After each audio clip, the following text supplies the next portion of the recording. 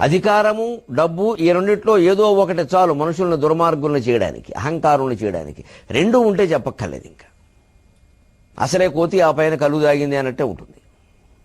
ఇంకెలా ఉంటాడో తెలియదు. ఇంకా పైగా ఈ రోజుల్లో డబ్బు ఉంటే అధికారాన్ని కొనుక్కోవచ్చు, అధికారం ఉంటే డబ్బు సంపాదించవచ్చు.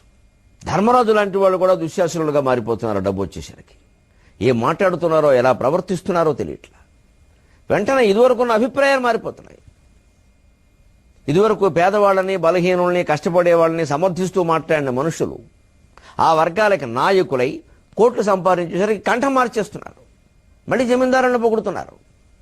ఎందుకంటే వాడికి దక్కాల్సినవి దక్కాయి, వాడి కుటుంబ సభ్యులు బాగున్నారు, మిగిలిన వర్గం అంతా నాశనం అవుతే. కానీ ఆ వర్గానికి నాయకత్వం వహించే మనం పైకొచ్చామే, లేకపోతే మనకి స్థితి పట్టేది కాదే. మనం పైకొచ్చింది ఆ వర్గం వాళ్ళని చూడడానికి, బాగోగులు చూడడానికి కాదా?